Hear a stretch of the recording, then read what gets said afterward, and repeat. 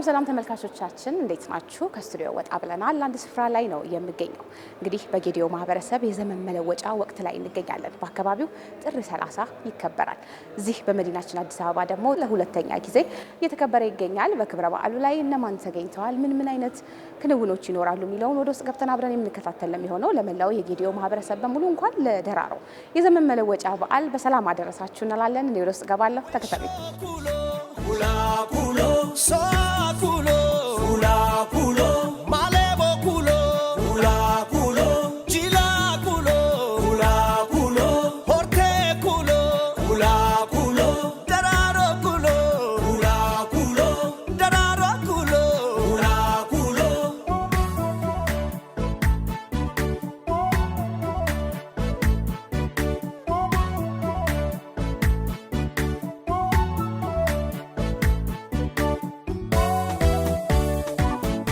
የጌዲዮ ብሔር ዘመን መለወጫ የደራሮ በዓል በአዲስ አበባ ከተማ ሸራተን ላይ ያከበርን ነው የምንገኘው። የደራሮ በዓል ደግሞ በሚከበርበት ጊዜ እያንዳንዱ ኩነቶች የሚጀምረው በባህላዊ ስርዓት ባህላዊ ሴቶችን ጠብቆ ነው የሚከናወነው። የመጀመሪያ ሲጀምር ራሱ ከእያንዳንዱ ነዋሪ ቤት ነው የሚጀምረው ደራሮ። ከዛ ቀጥሎ ደግሞ ሶንጎ የሚባል ቦታ አለ። የባህላዊ ፍትህ አስተዳደር የሚሰጥበት ቦታ ነው። ከዛ በመቀጠል ከዛ ጀምሮ የባህላዊ አስተዳደር ስርዓት ላይ የሚመሩ የባህላዊ ስርዓት መሪ ላይ ያሉት ከአባገዳ ጀምሮ ይሄንን የፋጬ ስርዓት እያካሄዱ ነው የሚመጡት። ከፋጬ ስርዓት ደግሞ ቀጥሎ ሁሉቃ የሚባል አለ። ሁሉቃ ማለት ደግሞ መሿለኪያ ነው። መሿለኪያዎቹ የሚዘጋጁት ከሰባት የተለያዩ እጽዋቶች ናቸው። ሰባቱ እጽዋቶች ደግሞ ሰባቱን ጎሳ የሚወክሉ ናቸው ማለት ነው። እያንዳንዳቸው የራሳቸው ትርጓሜ ያላቸው።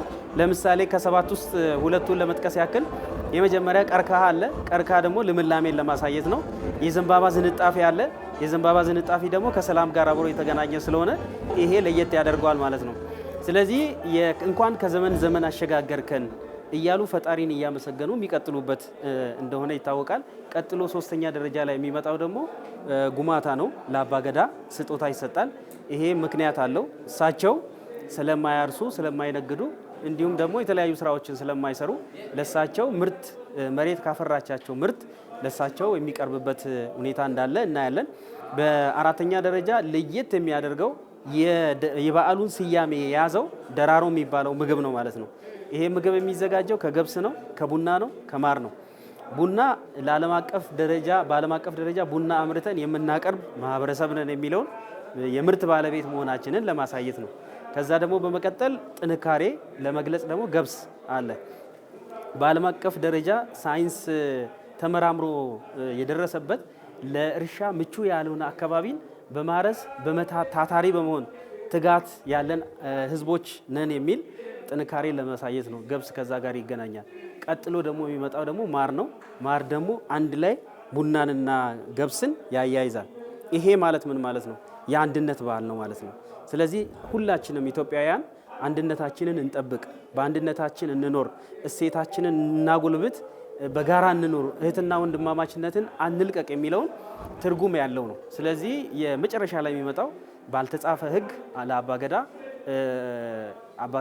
ለአባገዳ የሚታያቸው ወይም ደግሞ ማህበረሰብ ውስጥ ጥሩ ያልሆነ ነገር ሲታይ እሳቸው ህግ ያስቀምጣሉ፣ አዋጅ ያስቀምጣሉ። ለለባ ይባላል።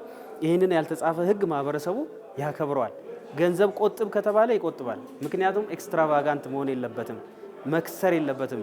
ከዛ በመቀጠል ደግሞ ረሃብን መከላከል አለበት፣ እንሰት መትከል እንዳለበት፣ መስራት እንዳለበት ይህንን መልእክት ያስተላልፋሉ ማለት ነው። ለዚህ ማህበረሰብ ኮምፎርት የማይሰጥ ባህሉን የሚበርዙ ነገሮች ከመጡ እሱን የመከላከል ስራ የሚሰራበት እንደሆነ ያሳያል ማለት ነው።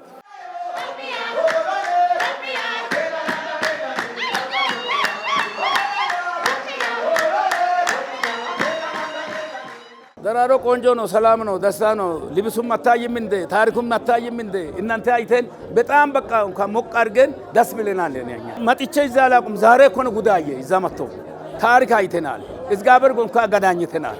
እንኳን ሎጅ ሰው ተውና ዛሬ ልዩ የሆነው የጌዲኦ የብሔር ዘመን መለወጫ ደራሮ በዓልን ልናከብር ሰብሰብ ብለናል። እዚህ ያለው ድባብ በጣም ደስ የሚል ነው። ከትላንት ከዋዜማው ጀምሮ ልዩ የሆነ ድባብ አለው። ዛሬ ደግሞ በአዲስ አበባ የሁሉ መገኛ በሆነች ከተማ የደራሮን በዓል ከፍ አድርገን ልናከብር ተሰባስበናል ከሁሉም ቦታ። በቦታው ደግሞ በጣም የተለየ ድምቀት ነው ያለው። የሚገርመው ከአመት አመት እየጨመረ የሰው ቁጥር እየጨመረ የቱሪስት ቁጥር እየጨመረ በድምቀት በአይነት በሁሉ ነገሩ እየጨመረ ነው የመጣ የደራሮ በዓል። ከዚህ ቀደም አባቶቻችን ብቻ በገጠሪቷ ኢትዮጵያ ሲያከብሩት የነበረው በዓል በየጊዜው እያደገ በወረዳ ብሎም በዞን አሁን ደግሞ እያደገ በክልልና በዋና ከተማ ለማክበር በቅተናል። በዛ ያለው አከባበር እጅግ በጣም ደስ የሚል የተለያዩ ትዕይንቶች የምናይበት፣ አባቶች ምርቃት የሚሰጡበት፣ እናቶች የሚመርቁበት፣ ልጆች ደግሞ ልዩ ልዩ ፈጠራ ችሎታቸውን የሚያሳዩበት ልዩ የሆነ ፕሮግራም ነው ደራሮ በጌዲኦ ብሔር። እውነት ለመናገር ደራሮን እዚህ አዲስ አበባ ነው ያከበርኩት። ብዙ የኢትዮጵያ ብሔር ብሔረሰቦች የየራሳቸው ዘመን መለወጫ አላቸው። ደራሮም አንዱ ከዛ ከኢትዮጵያ ባህላዊ እሴቶቻቸውን ከሚያስተዋውቁበት አንዱ ነው። በጣም ደማቅና ድንቅ ባህል እንደሆነ አውቃለሁኝና አጋጣሚ እዛ ሄጄ ማየት ስላልቻልኩኝ አሁን እዚህ ሲከበር እሱን ለማየት ነው የመጣው። የጌዲኦ ውዝዋዜ ደግሞ እንደሚታወቀው ኢትዮጵያ ውስጥ 86 ብሔረሰብ አለ። ብሔረሰቦቹ ብዛታቸው ብቻ ሳይሆን እያንዳንዳቸው ብሔረሰቦች የተለያየ ዳንስ ነው ያላቸው፣ የተለያየ ዳንስ ጥበብ ነው የሚጠቀሙት። ከዛም ደግሞ አንድ ብሔረሰብ ውስጥ በትንሹ ከ10 በላይ ዳንሶች፣ ባህሎች ያሏቸው ናቸው። ስለዚህ ኢትዮጵያ የዚህን ያህል ድንቅ መሆኗን ከምናሳይበት አንዱ ደግሞ ሌላ ገጽ የጌዲኦ ደራሮ በዓል ነው ማለት ነው እና እሱን እኔም ራሴ ለማየት ነው። ሁልጊዜ ማየት፣ ሁልጊዜ መማር፣ ሁልጊዜ ማወቅ፣ እውቀት አያልቅም አይደል? ስለዚህ አዲስ ነገር ለማየት አዲስ ነገር ለመማር ነው ደግሞ የመጣሁት ማለት ነው። ደራሮ ኮነኗ ኤፒስ ሚተናገት ቢተናገት ኦሮናገት አርዳናናገት ወጋ ወገት ነው ገት ደራሮ ኮነኗ ኤፒስ ከራቴረነ አርሱን ፉሌ አዋጢ እንዳንገኔ ነው ጅላቲ ሃዶ ባህላዊ ስርዓቱ የራሱን እቺን አምስቷን ቅድም የገለጽኩልሽን ኮምፖነንት የያዘ ነው። ውልፍጥ የለም። ስለዚህ ይህንን ስርዓት ጠብቆ ይሄዳል። ምክንያቱም ስርዓት ተክለው ስርዓት ሰርተው በስርዓት እያሳደጉ በስርዓት እየመሩ መጥተዋል ይህን ማህበረሰብ ማለት ነው። ከዛ ባሻገር የደራሮ በዓል መከበር የጀመረው እንግዲህ የጌዲኦ ማህበረሰብ የባህላዊ አስተዳደር ስርዓቱን ከጀመረበት ጊዜ ጀምሮ የጌዲኦ ማህበረሰብ ኦልሞስት ከተፈጠረበት ጊዜ ጀምሮ የደራሮን በዓል እያከበረ እየመጣ እንዳለ እናያለን ማለት ነው። እዚህ ውስጥ ሊጨመሩ የሚችሉ ነገሮች ምንድናቸው ብለን ብናይ አንደኛ የፕሮሞሽን ስራው ነው ከፍ እያለ እንዲሄድ የሚከበረበት ቦታ ሰፋ እያለ እንዲሄድ ከማድረግ ከጓዳ እስከ ጅዳ ነው አሁን የደረሰው። ስለዚህ አሁን ስንጀምር ከሶንጎ ከቤት ተጀምሯል። ከቤት ደግሞ ወደ ሶንጎ መጥቷል። ከሶንጎ ደግሞ ወደ አደባባይ፣ ከአደባባይ ደግሞ አገሪቱ ውስጥ በሚገኙ ከፍተኛ ትላልቅ መዲና በሆኑ ከተሞች እየተከበረ ነው። ከዚህ ከአዲስ አበባ ደግሞ ወጣ ብሎ አሜሪካ፣ ጀርመን እና ጂዳ በዚህ ዓመት የ2018 ዓመተ ምህረት ላይ በእኛ አቆጣጠር በፈረንጆቹ 2026 እየተከበረ ያለ እንደሆነ እናያለን ማለት ነው። ይሄ ከፍተኛ አስተዋጽኦ አለው ለማህበረሰቡ ብቻ ሳይሆን ለቱሪዝም እድገት ከፍተኛ ሚና አለው። መሪ ቃሉንም ስንመለከት ለባህልና ለቱሪዝም ልማት ይላል። ምን ደራሮ ይሄ ለየት የሚያደርገው ባህላዊ ሴቱንም ይዞ ይወጣል። በተመሳሳይ መንግስት ደግሞ ለቱሪዝም እድገት ከፍተኛ አስተዋጽኦ እያደረገ ነው። ትኩረትም ሰጥቶታል። እያንዳንዱ ቦታ ላይ ሁሉም ወረዳና ከተማ አስተዳደር ላይ አንዳንድ ዴስቲኔሽን መዳረሻ ቦታዎች እንዲለሙ አቅጣጫ ተቀምጦ ይህም ስራ እየተሰራ ነውና መሪ ቃሉንም ይዞ እየተነሳ ነው። ከዛ ባሻገር ይሄ ከማይዳሰሱ ቅርሶች መመዝገብ አለበት ተብሎ ደግሞ ጥረት እየተደረገ ነው። የሚዳሰሰውን ቅርስ ደግሞ አስመዝግበናል። በምስራቅ አፍሪካ ያሉ ከሚባሉት 10,000 ትክል ድንጋዮች ውስጥ 5600 የሚገኘው ጌዲኦ ዞን ውስጥ ነው። ከዛ ባሻገር ደግሞ ጥብቅ ደኖች አሉ፣ ማንም ሰው የማይገባባቸው ሰክሪድ ናቸው። ባህላዊ አስተዳደር ቦታዎች ከ700 በላይ አሉ። እነዚህ ቦታዎች ላይ ደግሞ ባህላዊ የፍትህ ስርዓት የሚረጋገጥበት ቦታ ነው። ስለዚህ ማንኛውም ሰው ያለ ምስክር ሁለቱ በዳይና ተበዳዮች ብቻ ተገናኝተው እዛ ቦታ ላይ ፍትህ የሚያገኙበት ነው ማለት ነው። ስለዚህ እነሱ ሁለቱም ሲመለሱ ያለ ቂምና ጥላቻ ዊን ዊን አፕሮች ተከትለው ወደ ራሳቸው ስራ እንዲመለሱ የሚያደርጉበት ነውና ከመንግስት ጫንቃ ላይ ደግሞ ጫና እየቀነሱ ያሉ የአስተዳደር ስርዓት ናቸው ብለን መውሰድ የምንችልበት ሁኔታ አለ ማለት ነው። ደራሮ ልብሱን ባህልና ወግ የኛ ጌዲኦ ዘር ውስጥ ያለ ነው። እቺ ልብስ ብሔረሰቦች ውስጥ አለ አይደለም። እንደዛ አድርገን አባገዳም የገዴኦ ባህል ልብሱ የኛ ታሪክ እንዳትጠፋ የኛ ባህል እንዳትጠፋ ብዬ እችን ልብሴ እኮ ነው እዚህ ያመጣሁት። ጌዴኦ በጣም ደስ የሚል ማራኪ አረንጓዴ የሆነ ደግሞ በተለይም በዓለም አቀፍ ደረጃ የሚታወቅበት የይርጋ ጨፌ ቡና መገኛ የሆነች ጥቁር ወርቅ የምታፈልቅ የሀገራችን ክፍል ናት። እንዲሁም ደግሞ ቡና ብቻ አይደለም፣ በቅርብ ጊዜ ደግሞ በዩኔስኮ ተመዝግበናል። በአግሮ ፎረስትሪ የተለያዩ አትክልቶችን አንድ ላይ ጠብቆ ደንን ጠብቆ ያኖረ ማህበረሰብ ነው እና ልዩ ትኩረት የሚሰጥ ለአካባቢ ጥበቃ ለኢንቫይሮንመንት ልዩ ትኩረት የሚሰጥ ማህበረሰብ ነው። ሳይማር ከአባቶች በወረሰው ባህላዊ አጠባበቅ ዘዴ እስከዛሬ ተጠብቆ ያለ ጥቅጥቅ ደን ያለበት አካባቢ ነውና በጣም ማራኪ ቦታ ነው። በጣም ኢንቫይት አደርጋለሁ ሌሎች ሰዎች ሄደው አካባቢያችንን እንዲጎበኙ እጋብዛለሁኝ። ስትመጡ ደግሞ የሚገርም አይነት የእውነት የሚገርም አይነት ከተፈጥሮ ኦርጋኒክ የሆነ ቡና አለ፣ ምግብ አለ፣ ከእንሰት የሚሰራ እኛ ስንጠራው ዋሳ እንለዋለን። ሌላው ህዝብ ደግሞ ቆጮ በማለት ያውቀዋል። በልዩ ሁኔታ የሚዘጋጅ ባህላዊ ምግብ ቆጮ አለ፣ ደራሮ አለ፣ ቡዳቶ አለ፣ የተለያዩ ምግቦች አሉና እነዛን ሁሉ እንድትበሉ ባካችሁ ተጋበዙ እንላለን። እንግዲህ ኢትዮጵያ በጣም ሰፊ ናት። ያላት ባህል ጥበብ ይሄ ነው ተብሎ የሚነገር አይደለም። ምን ያህል የእውቀት ልህቀት እንዳላቸው የምናየው እያንዳንዱ ብሔረሰብ የራሱ ዘመን አቆጣጠር አለው።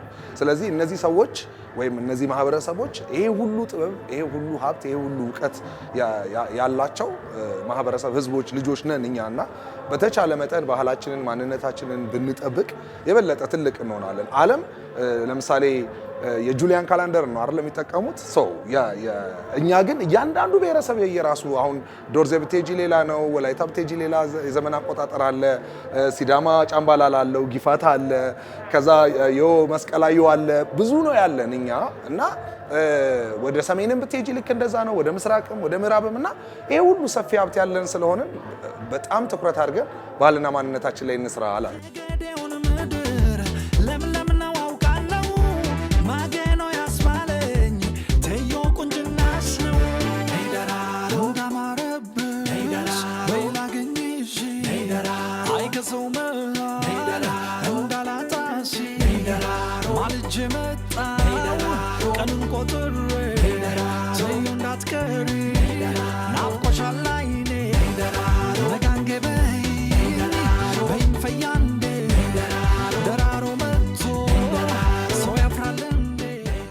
ደራሮ በዓል ሲከበር ባህላዊ እሴቶቹን ጠብቆ ነው የሚከበረው።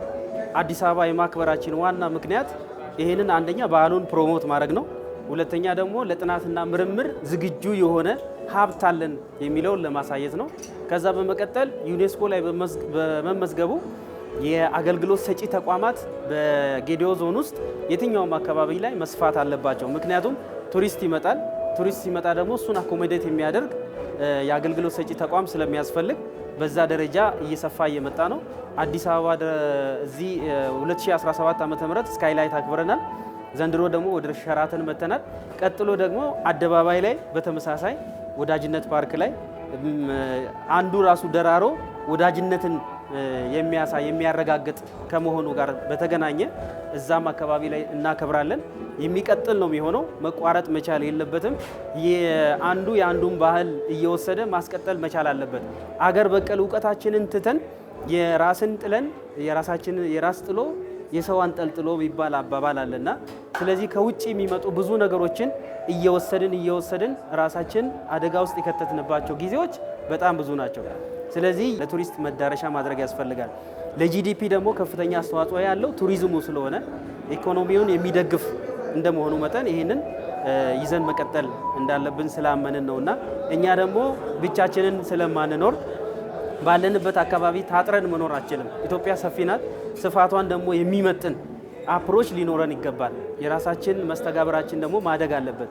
ኢትዮጵያ የምትፈልገውን የሀገር በቀል እውቀት ይሄ ባህላዊ ዳኝነቱን ማንም ከማንም ጋር በሰላም መኖር አለበት ብሎ ያስባል። የጌዴኦ ማህበረሰብም ደግሞ ነገያ ሳመንቶ ይላል። ምን ማለት ነው? ሰላምን እንሻማት ማለት ነው። ሰላምን ስትሻሚያት ሌላውን ነገር ማረጋገጥ ትችያለሽ ማለት ነው። ስለዚህ ይሄንን ከፍ ባለ ደረጃ ይዘን ልንሄድ ይገባል። እኛ ሰላም እንፈልጋለን ኢትዮጵያውያን ሁላችንም፣ ግን ደግሞ ሰላምን በጋራ እንሻማት የሚል መልእክትም አለው ማለት ነው። ዲላ ከተማ ላይ እንዳልኩሽ የፋጬ ስርዓት ኦልሞስት እንደ አጠቃላይ ተጠቃሏል። አሁን ክብረ በዓሉ እየቀጠለ ነው። ወረዳዎች ላይ ደግሞ ተከብሮ ኦልሞስት ጥር 30 ላይ መላ ኢትዮጵያውያን እዛ ቦታ ላይ ይገኛሉ ተብሎ ነው የሚታሰበው። 2017 የብሔር ብሔረሰቦችን በዓል እንዳከበረን ተደርጎ ብዙ አስተያየቶች ይሰጡ ነበርና እኛ ደግሞ ከዛ በላይ ከፍ ባለ ደረጃ እንፈልጋለን። ሰው ወደኛ አካባቢ መጥቶ ኢንቨስት ማድረግ አለበት። በቡና ይታወቃል። እዛ ላይ ደግሞ እሴት መጨመር አለበት። እሴት ለመጨመር ደግሞ የባህላዊ ስርዓቱን ማየት ያስፈልጋል። ዛፍ ጠብቋል፣ ብቻውን አይደለም የሚኖረው። ዛፍ፣ ቡና፣ እንሰት ዩኒክ የሚያደርገው ዩኔስኮ የመዘገበበት ዋና መሰረታዊ ምክንያት ጌዴኦ እዛ ውስጥ ዛፍ ውስጥ ይኖራል፣ ዛፉን ይጠብቃል፣ እንደ ልጁም ይመለከተዋል፣ ይንከባከበዋል። የባቦ ስርዓት አለው። እነዚህንም አስቀጥሎ የመጣበት ስለሆነ ልዩ ልዩ ኩነቶች አሉ። ባህላዊ መድኃኒት አለ፣ ፌስቲቫል አለ። በተመሳሳይ ደግሞ የምግብ ፌስቲቫል አለ፣ አለባበስ አለ፣ የቤት አሰራሮች፣ ሌሎች የቡና አዘገጃጀቶችም እዛ አካባቢ ላይ የምናየው ነው የሚሆነው። ከዚህ በፊት በባህላዊ መንገድ ይፈላ የነበረውን በዘመናዊ ደግሞ እያፈሉ የመጡበት ሁኔታ አለ። ያ በዘመናዊ ሲዘምን ለኢኮኖሚ ኢንከር የሚያደርገው ነገር አለ። በባህላዊ በተመሳሳይ ይዘን የመጣ ነው የራሳችን የአብሮነት ማረጋገጫ ነው። ቡና ጠጡ ብቻ አይደለም፣ ወግ ይነገርበታል፣ ተረት ይነገርበታል። ልጆች ራሳቸውን እንዴት እየተንከባከቡ እንዴት እየተማሩ እንዳለ ይነገርበታል። ቁጭ ብለው የሚነጋገሩበት፣ ሀሳብ የሚለዋውጡበት፣ የሚሰባሰቡበት ነው። ለምሳሌ የኛ ቡና ገጠር ላይ በሚፈላበት ሰዓት ባህላዊ ስርዓቱን ጠብቆ የተለየ ሽታ አለው። ያ ቡና ደግሞ ሰው ሲመጣ እኛ ጋር ቡና ጠጡ ነው የሚባለው። ቡኖ ሀቆ ይባላል። ቡና ለመጠጣት ግን ፍላጎት የሌለው ያለፈ የሄደ ሰው ብዙ ነገር ያመልጧል። ከበስተጀርባ አብሮት ተከትሎ የሚመጣው ባህላዊ ምግቡ፣ እንደገና ደግሞ የቡና ሴርሞኒ ብዙ ነገር ይቀበላል። ከተማ ውስጥ ያለው አየር እንዳለ ሆኖ ወደ ገጠር ሲመጣ ወይም ደግሞ ጌዴኦ ዞን ሲመጣ ማንኛውም ሰው ንጹህ አየር ሰብስቦ ወደ ራሱ ይመለሳል ማለት ነው።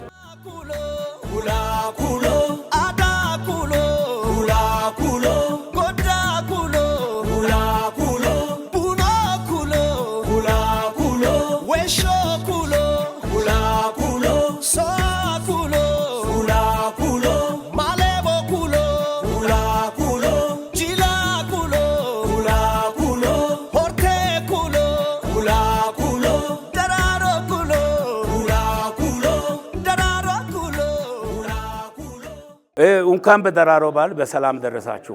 ይሄ እንደዚህ ደግሞ አሁን የለበስኩትን ቀሚስ ሴቶች ብዙ ጊዜ ባህላዊ ባህላችንን በምናከብር ጊዜ የሚለብሱት የኛ መገለጫ የሆነ ቀሚስ፣ የሚያምር ቀሚስ አዘጋጅተን እንጠብቃለን። ለልጆች፣ ለወጣቶች፣ ለእናቶች፣ ለአባቶች ይሄ አይነት ቀሚስ በተለያየ መልኩ ለወንዶችም አለንና እባካችሁ ኑ ተጋበዙልን። በጣም በደስታ በጉጉት እንጠብቃችኋለን። ሁላችሁም እንኳን ለደራሮ ባህል አደረሳችሁ። ላለው ለመላው ኢትዮጵያን እንኳን ለዚህ ባህል አደረሳችሁ።